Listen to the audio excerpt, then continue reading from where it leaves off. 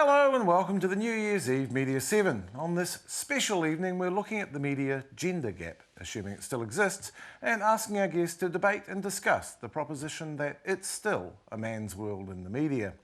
It's not a formal debate, but we are expecting strong opinions from our fender-bending renderers of gender. Even I don't know what that means. So let's meet those guests. I'm delighted to welcome Team XX, the woman who redefined the word warrior on our screens and the only New Zealand performer to have used the word merkin more than once in an interview this year, Lucy Lawless. Is that you? I'm still getting after Corkery. I'm still getting over gap. Gender gap. Sitting on a gold mine. Yeah. Pam, you're already causing trouble. I haven't even got to you yet. A bon vivant whose book, Just in Time to be Late, ventures boldly into gender, Peta Matthias. Hello. And the thoroughgoing lady who has been known to be thoroughly unladylike, Pam Corkery. According to whose definition here, right? You media swine? It's harsh, isn't it? Sorry. Shall I just leave it at thoroughgoing lady? Yeah. Yes. Just wait. Pam, you wouldn't agree with that, thoroughgoing lady. Thoroughgoing lady. I've never been called thoroughgoing. Never. And you don't call There's women nothing ladies. thorough about me And at all. on the other side, Don't mind us. the husky and hunky Team XY, the morning report attack dog who's nobody's bitch, Sean Plunket. He's a former editor of The Listener, but his mortgage is not making him fat and there's nothing wrong with his brain, Finlay Macdonald. Thank you. And a man who's fine except when it comes to parking, volleyball BFM breakfast host, Mikey Havoc. Nice. Now, to get us rolling, Sarah Daniel checks out the view from space. Far, far away in another galaxy, aliens are watching us. What on earth do they make of Earth chicks? What do they see? From the kitchen sink, the housewife keeps up with affairs in the neighbourhood. That women are nurturing. Go home, take a paper bag, and cut some eye holes out of it. Put it over your head, get undressed, and look at yourself in the mirror. Really evaluate where your strengths and weaknesses are, and be honest. That they have many exciting career options. All right, let's meet my Manawatu mama. Here's Gail Ann Jones. Evening. How's the air up there? Not bad, short stuff. Ooh. They enjoy fulfilling relationships. Looks great. Thanks. She'll never run out on him. Just short out. And they like spontaneously breaking into song. Be radiant but delicate. Memorize the rules of etiquette. Be demure, sweet and pure. Hide the real you. They're adventurous. Women, of course, won't take fishing seriously, but they seem to enjoy it just the same. Earth chicks have their very own language. I had that dream again last night. Which one? The one where I'm riding a tractor and smoking a big cigar. Oh, you're ovulating. But when all's said and done, they know where they really belong. These and other appliances are lightening the housewife's burden. Like these silver ferns, see how contentedly they multitask with domestic appliances. Working really well under pressure. And she hasn't missed a shot all day. Irene, getting there with a dodge and a drive. Van Dyke really thinking on her feet today. And there are so many confusing varieties among their species. Like the humanoid, also known as the newsreader. Hello, you. The feminist. Well, it's not a girl's job to stick it in, for goodness sake. The multitasking superwoman who has it all.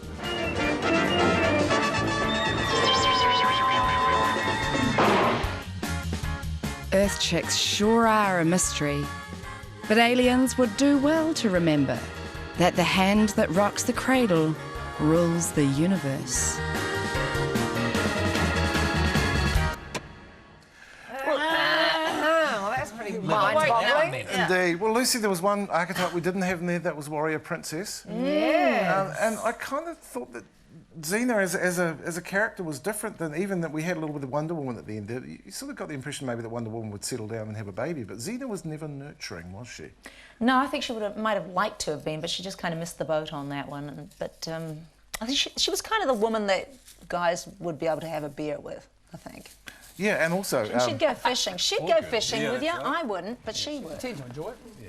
And not least the woman that women fancied as well, which was which was new for television, Great wasn't it? fans, let me tell you. What a fan base. Yeah. What do you think the impact of that character was? Did it change anything? Did it change anything? You tell me. I don't know. I was on the inside. I'm too close to it. Like I said, it was you know, she wasn't. You know what? It settle down did and have a because baby. it spawned a number of shows. She kind of did have a baby. There was Buffy, Vampire Slayer. That wouldn't have gotten off the ground had there not been a Xena, possibly. And likewise, there was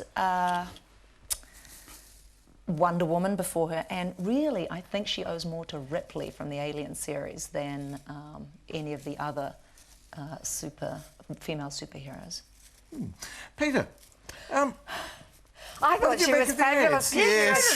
She was tough and sexy. It was women handing out the biff and going, no, stop, or I'll shout stop again. Yeah, and or I'll go this. Yeah, I loved it. But complex. Could the male character have been that as complex as Xena was? No. Because Xena did have issues, didn't she? Look where they're thinking from. No, this is someone who thought and fought. Yeah, there's no unusual combination. It was a breakthrough. I think you're ignoring completely the homoerotic subtext of Hercules. Which was not lost on you, I see. The Morning Report. Yeah. Which we will get to. I have a series of questions. I think you're a bit of a woman, aren't you? You're a little bit of a closet woman. Sean's a great multitasker. In fact, he might have a lot to say on women in media because, you know, we will get to that. Peter, I thought it was kind of amusing that women are, you know, even in the old ads, they're doing the washing, and now they're doing the washing and being great netball players. I am absolutely amazed. We've come a long way. Yeah, like we were saying as we were sitting here looking at those recent ads that they're still doing ads like hang that. on. We still do washing, though, don't we? Yeah, but everyone does. Finlay, you do the washing in your home. You do I the do dishes. it every day. Yeah. You iron the carpet. Yeah. You iron the sheets. You know, I'm amazed that advertisers are still as And backward you never see a man doing it on television. that. Could you see like Finlay and myself tossing the dishes to each other? I can. You know, as mates. But another good point is, excuse me. Yes. If a man is doing that on television, the theme is that you're making a fool of him. Yes, which we're going. It's fascinating because I'm going to ask these guys about that because it annoys me. Silly man, hopelessly doing dishes. And we moved on from the men in white coats to this man as buffoon, which I don't know if I like. I like the man in the white coat. I like the man as buffoon. Did you relate to any of those, any of those role models there? Well, I can be a media hoe with the best of them. I mean, the big difference is that the silver ferns were getting paid. And, you know, who cares if they're doing dishes? Everyone does dishes. They're getting sponsorship for their team. It was for an appliance outlet. You know, I'm not going to get... So the girls don't get sponsored. The team gets the money? No, well, you know what I mean. Yes, you're What's up with that? I'm not happy quite with that. But they're there as silver ferns. There would never be an ad of a man, And they a should rugby be player. grateful that the world has moved on and we know who the silver ferns are, and it's not all Oh, they should be guys really playing grateful rugby. for that. Sean Fitzpatrick and his Australian counterpart held hands.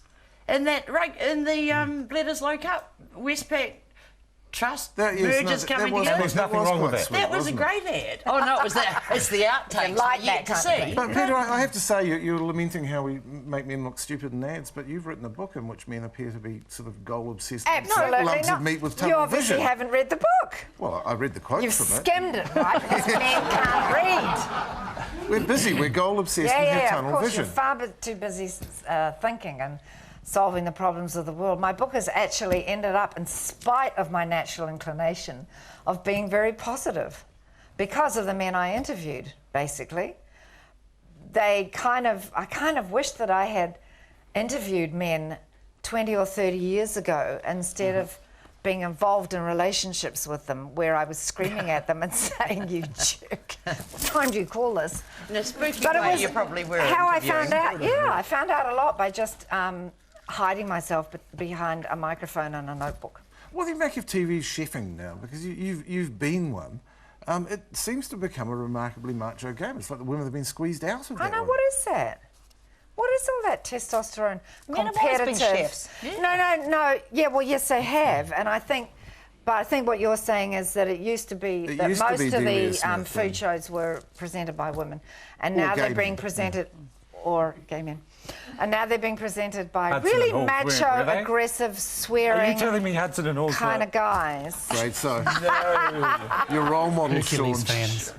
Next thing, Cary Grant. Yeah. I think, I don't, it could be just that we now have a preference for something a bit more hardcore, but also the chefs that they choose for these shows, excuse me, I'm sorry, the chefs they choose for these shows, women food presenters come from a different background. Male ones usually come from a background of chefing, and chefing is very aggressive, it's very competitive, and it's very sexually oriented. And that's probably how that's I personally don't like watching those shows. Anthony Bourdain, is it? Well, Like, Anthony sexual Bourdain is behaviour. not so kind of much. in between because he's sexy. You're just talking about Gordon Ramsay. I mean, you know, Rick, no, but Rick those- Stein isn't exactly That's macho, true. is Rick he? Stein is not There are some aggressive. sexually Oh my aggressive God, look women at you, chefs. you buffs and all your But it's MasterChef. noticing of cooking. I'm worried See? about... We're trying to I break never down the watched it. stereotypes. I'm We watch never a lot going to of look food at TV. hollandaise in a restaurant again. What is the sexual thing that's going on in the chefing profession? Aggressive sexual. I never watch these shows. You big Don't know girl. what you Can't mean. cook one cook. I put the washing on and go and watch food TV. Yeah, trying to help out. we love Actually, you. but before the holiday starts flying, I'm going to move on. From where? Well, quite. Meanwhile, he might be from Venus, but he does have a penis. Jose Barbosa is also out there in space looking in. If we follow the conceit that other life forms are examining transmissions from Earth, we have to ask ourselves, what do they make of the male of our species? It's fair to say confusion might arise from the different male variations on offer. As presented in the media, men are at once inherently physical, yet also loving. I'm getting the feeling of coming at home. I'm getting the feeling of coming backstage when I pump up, when I'm coming day and night. I mean, it's terrific, right? So if they are watching, they're likely to save time and Republican credits by focusing on the most prominent examples of masculinity. And I think I know who that would be.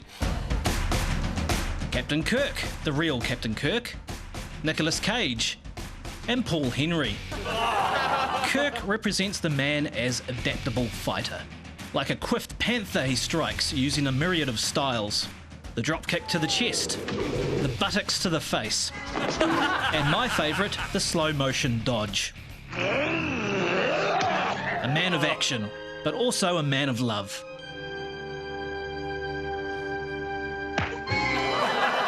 Which is a trait continued by Nicolas Cage.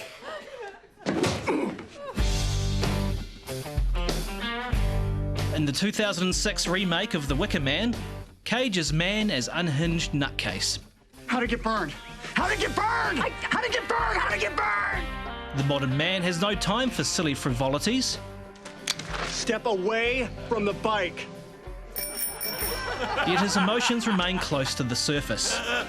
And I'll give you $500. It's through Nick Cage that man's only weakness is revealed. No, not the beast! Not the beast! Ah! Open up my eyes! My eyes! Ah! And that brings us to our final male archetype, Paul Henry. Paul represents the compassionate side of mankind.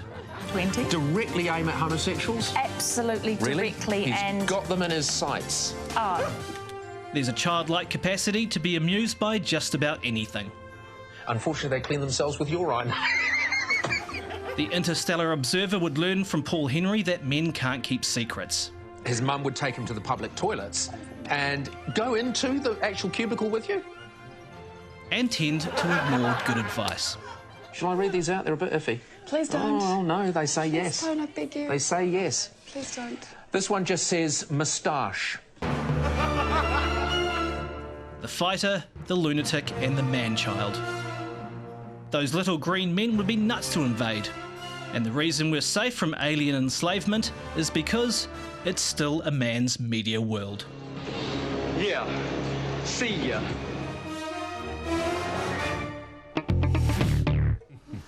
Well, Sean Plunket, which one of those are you? James T. Kirk, Nick Cage, or Paul Henry? Without a doubt, James T. Kirk William Shatner, and I have to explain why. Star Trek is the ultimate male fantasy. You are in the lazy boy recliner rocker, you've got the remote control, the widescreen TV, and a bunch of chicks walking around in miniskirts doing your bidding, and you can go wherever you want, and, you know, all your mates think you are just like a living god. They adore and love you. And You're saying it's not like that at Radio New Zealand? No. It is. Well, there's Jeff Robertson. And then Shatner, of course, takes on the Denny Crane character, which is a wonderfully politically incorrect character who gives voice to everything that men are not allowed to say in the year 2009. And so I'm definitely Kirk, and I think Kirk is the fantasy and the reality all in one. Looking at that, men, God, it was so much better back then, isn't it? I mean, it's stuff now. Well, I mean, your real day job rather than your fantasy one. You know, you're a duo on Morning Report. It strikes me that that's something that doesn't happen on TV. You would never be able to have a same-sex duo reading the news, for example. No, but you had Hudson and Halls, don't forget, doing the cooking show. Yeah, well, that's the exception that proves the rule, because there always has to be... because there has to be a subtext that they are secretly having sex. Hey, to be fair... But often at Television New Zealand they are. Is that why Alison... Oh, just like... Finlay, Russell, this is a solo I'd like to make it clear that we know... Which I'm not saying anything. We know that John and Carol only look like a mummy and daddy when they were on the television. I was more worried about the fact that I've only ever done solo performances. We know what that means, Finlay. So much a ticker tape parade of your own making. Carry on. That paints a picture, Pam. Which of the archetypes would you pick there? Well, I would have picked Nick Cage anyway, just so that he had to be Graham. I mean, not Graham Henry. Paul Henry? Graham Henry would be all right, wouldn't it? Yeah. Why didn't you use Graham Henry? He's a real male archetype. True. But you can be Paul Henry. I'll be Nicolas Cage. I think you look a lot like Nicolas Cage. Well, people have told me that in the past. Yeah. So he had the hair job. Because people would think, you know, you live in Ponsonby, sensitive new age guy. Which is all true, but I'm also completely crazy. Yeah. Right. Yeah. And if someone put that funny contraption on my head and poured bees down it, yeah, well, I might like it. But, you know. But the thing is about Nick Cage that really is true about me in terms of my media career. I am more successful than him. Is that he'll do anything for money, and so will I. It's obvious. I mean, that's the great lie about, you know, gender stereotypes, and we're all just in it for the money, and we just sort of, you know, we'll just take a paycheck from anywhere. You know. Do you think that male editors make male magazines? Because there's a lot of female editors now. Is there a gender factor there? Well, there's been no male editors I know of Woman's Day or the Woman's Weekly or any of those women's titles. Yet. But we're trying to break down that barrier. And in fact, exactly. And, you know, the Human Rights Commission is overdue for a case of, you know, why Sean couldn't edit Woman's Day. Yeah. You know? Well, actually, oddly enough, at Woman's Weekly, two of their key journalists are, in fact, young men. Well, that's fine. They go and get the stories. They emote. Yeah, I mean, I'm in touch with my feminine side as well. And when I edited The Listener, I was acutely aware of the fact that most of the people that bought it were women. So it wasn't like you went out of your way to ignore the way they thought or what they were interested in. You know? If you were stuck for a gig, would you go work for them? For who? Woman's Weekly. The Woman's Weekly? No. Yes, you would. I would the not. Australian Only to write Why captions on the paparazzi. Why not?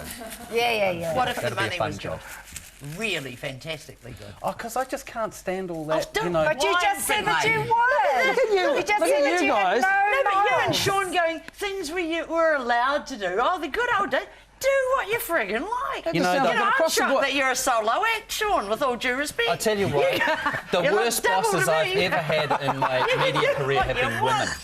The worst bosses The you ever worst had in bosses your... I've ever had have been women, and Yeah. you remind me of them. Yeah, but with you, darling, I wouldn't have ever growled. I would have just breastfed you out of kindness.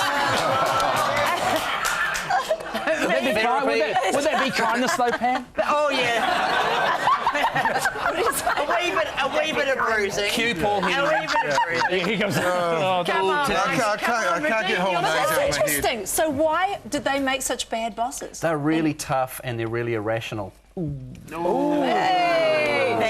one. Really tough. Good one, mate. Moving right along to Mikey. But that's absolutely fair. Why move along? We're hormonal fools on a menstrual cycle of hatred. And Thank you. Your checks in the mail. So that's perfectly You also fair to can't say. shut them up. See? I like the across-the-board defence of women's magazines that just happened then, though. The worst journalism in the world. Trying to breathe life into this. Mikey, Oh, no. There's some really No. turgid blimmin' stuff coming out in the newspapers these days passing as journalism. Don't you guys just cry over what's happened to But we're not defending it the way you guys are defending Well, I know women's that the magazines. editor of the Dominion Post newspaper is a woman. centrefold. And I think it shows.